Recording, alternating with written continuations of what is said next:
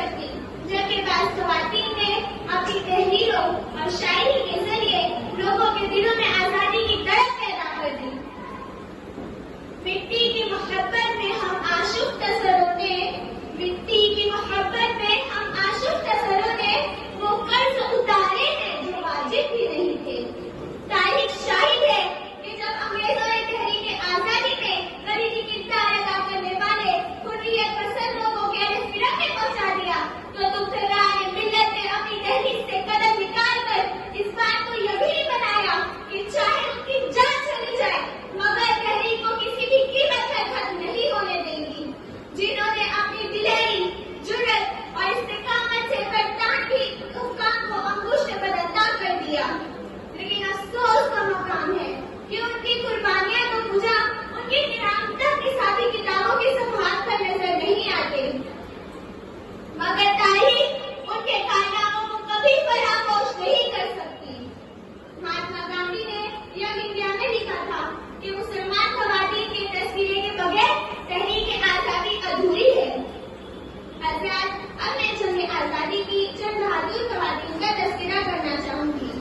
1857 की जंग आजादी में सबसे पहला नाम जिस मुसलमान खातून का आता है वो बेगम हजरत महल है, जिनकी उलुल अज़्मी, जुर्रत और कायदाने सलाहियतों के दुश्मन तक कायल थे। उनकी गैर मामूली बहादुरी और शुजाअत का तज़किरा करते हुए माशरे ने अपनी किताब हिस्ट्री ऑफ इंडिया में लिखा, लखनऊ में बागियों ने जो बगावत और मुखालफत की वो ऐसी सख्त थी कि अंग्रेजी फौज को कभी उसका साबिका नहीं पड़ा। बागियों का जोश बेगम अवध की वजह से बढ़ा हुआ था, जो गैर मामूली मुस्तैद और सरगर्म खातून थी, और वही तमाम बगावती रूहें रवान थी। बेगम हजरत महल तकरीबन 10 माह तक अंग्रेजों से बरसरे पैकार रही। इस पूरी मुद्दत में जबकि उनके शौहर नवाब काजी नबी शाह को अंग्रेजों ने कलकत्ता जिला वतन कर दिया था, उन्होंने अपनी काबिलियत और हिम्मत से अंग्रेजों के खिलाफ जंग जारी रखी और कई महाजों पर अंग्रेजों के नामे तने चबा दिए। वो मर्दाना लिबास पहनकर, सर पर पगड़ी बांधे, हाथ में तलवार लिए, घोड़े पर सवार होकर आंधी तूफान की तरह अंग्रेजी फौज पर हमला आवर होती। मोहतरम सामीन, तहरीक आजादी के दूसरे दौर में जिन ख़वातीन ने इसमें बढ़-चढ़ कर हिस्सा लिया, उनमें भी अम्मा का नाम सूरह अहज़ाब में लिखा जाएगा।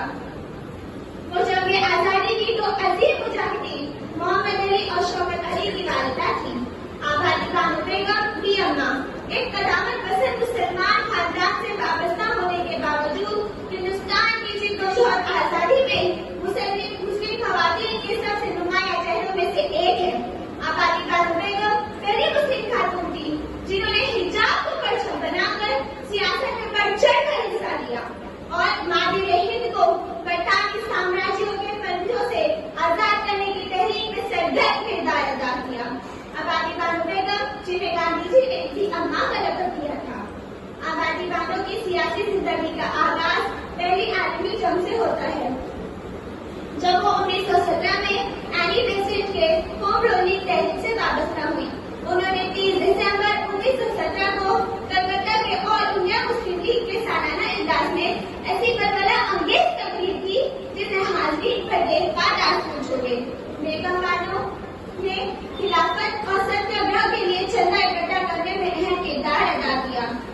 उन्होंने नासिक अपने बेटों अली बरादरान को आजादी की तहरीक में हिस्सा लेने के लिए उकसाया, बल्कि खुद बनफ़्स नफीस उसने हिस्सा लिया। अली बरादरान की कैद के दौरान भी अम्मा ने हर तरह से उनकी दिलजोई की और कुछ शराइत पर कैद से उनके रिहाई की सख्त मुखालफत की। 1921 में उन्होंने ऑल इंडिया ख़वातीन कॉन्फ्रेंस की 27 में उनकी गिरफ्तारी का हुक्म जारी किया। वो जिद्दोजहद आजादी में सख्त मेहनत के सबब बीमार होने लगी और नवंबर 1924 को तकरीबन 72 साल की उम्र में उनका इंतकाल हुआ। तहरीक खिलाफत जब पूरे मुल्क में जोर शोर से चल रही थी तो शफीक कुली ने एक नज़्म सदाए खातून के उन्वान से तहरीर की जो बहुत मकबूल हुई। बोली अम्मा मोहम्मद अली की, बोली अम्मा मोहम्मद अली की, जान बेटा खिलाफत में दे दो, गर जरा सुस्त देखूंगी तुमको, दूध हरगिज़ न बख्शूंगी तुमको, बूढ़ी अम्मा का कुछ गम न करना, कलीमा पढ़ पढ़ कर खिलाफत में मरना। गांधी जी ने खिलाफत में भी अम्मा की ऑफ इंडिया में लिखा था। अग्रचर वो संरचना थी, लेकिन उनमें जवाब जैसी ताकत थी। उन्होंने खिलाफत और साम्राज्य के हुसूल के लिए मुसलसल सफर किए। वो इस्लाम की कट्टर पैरू थी और हिंदुस्तान की आजादी उनके नजदीक का धर्म और हिंदुस्तान मुस्लिम इत्तेहाद के बगैर नामुमकिन थी। इसलिए उन्होंने इत्तेहाद के लिए जबरदस्त कोशिशें की जो उनके नजदीक जुज़्व ईमान था।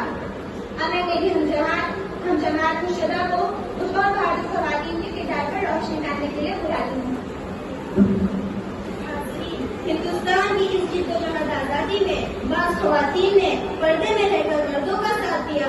उनमें से अव्वल है बेगम ज़ीनत महल। अगरचे उन्होंने बराह रास्त अंग्रेजों का मुकाबला नहीं किया, लेकिन वो अपने शौहर बहादुर शाह जफर की हौसला अफजाई पर्दे के पीछे से लगातार करती रही और उन्हें लड़ाई के लिए आमदा करती रही। यहाँ तक के बादशाह को कहना पड़ा, हम लड़ेंगे, जरूर लड़ेंगे, आगे जो हमारी किस्मत, जो खुदा को मंजूर होगा वही होगा। हम कसम खाते हैं कि गुलामी की मौत नहीं मरेंगे। बेगम ज़ीनत महल ने आखिर तक बादशाह का साथ दिया, तकलीफें उठाई, परेशानियां झेली। यहाँ तक कि जब बहादुर शाह जफर की गिरफ्तारी के बाद उन्हें जिलावतनी करके रंगून भेजा गया तो उन्होंने भी जिलावतनी जिंदगी पसंद की, लेकिन अंग्रेजों से कोई समझौता नहीं किया, न ही उनसे रहम की भीख मांगी। हाज़रीन, इसी तरह अमजदी बेगम, मोहम्मद अली जौहर आजादी के मुताबिक जहीद की रफीका हयात है। अमजदी बेगम मौलाना मोहम्मद अली जौहर के साथ उनकी सियासी जिंदगी में शिरकत की शरीक रही। उन्होंने सत्याग्रह और खिलाफत तहरीक के लिए बी अम्मा के साथ करोड़ों रुपए का चंदा किया और कांग्रेस की कमेटी में भी मेंबर बनी। अमजदी बेगम की इन तमाम खिदमत का एतराफ करते हुए गांधी जी ने उन पर एक बहादुर खातून के उन्वान से खुसूसी मजमून भी लिखा। मौलाना अब्दुल माजिद रईयाबादी ने लिखा है, अमजदी बेगम हर जलसा, हर सफर खिलाफत कांग्रेस का मौलाना मोहम्मद अली जौहर के साथ शरीक रहती और बराबर जलसों और दूसरी कार्रवाइयों में हिस्सा लेती। 1919 ईस्वी में मौलाना मोहम्मद अली की गिरफ्तारी के वक्त अमजदी बेगम उनके साथ थी। उन्होंने पुलिस स्टेशन में दाखिल होकर कहा, मौलाना परेशान न होना, मेरी और बच्चों की फिक्र न करना, खुदा पहले भी राज़ी था, अब भी वही राज़ी है। तुम सिर्फ एक वास्ता थे, खुदा बिना वास्ता भी दे सकता है।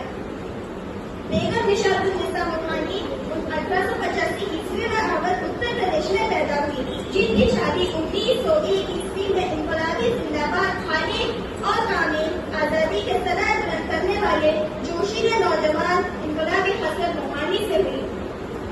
1908 ईस्वी में हसन की पहली गिरफ्तारी बेगम निशातुन्निसा की सियासी जिंदगी का नुक्ता आगाज बनी और इसके बाद अपने शौहर के हर सियासी और अवामी मिशन में मुअय्यन रही। माज़रत सामईन, मज़कूरा इनकलाबी खवातीन के अलावा और बहुत सी ऐसी हौसलामंद और दिल सिंपल नाजुक है जिन्होंने तारीख जिद्दोजहद आजादी में बर्तमानी पुलिस की लाठियां खाई, जुर्माना अदा किया, कैदोबंदी सोबतें बर्दाश्त की और जब तक उनको अंग्रेजी शिकंजे से आजाद न करा लिया, खामोश न बैठी।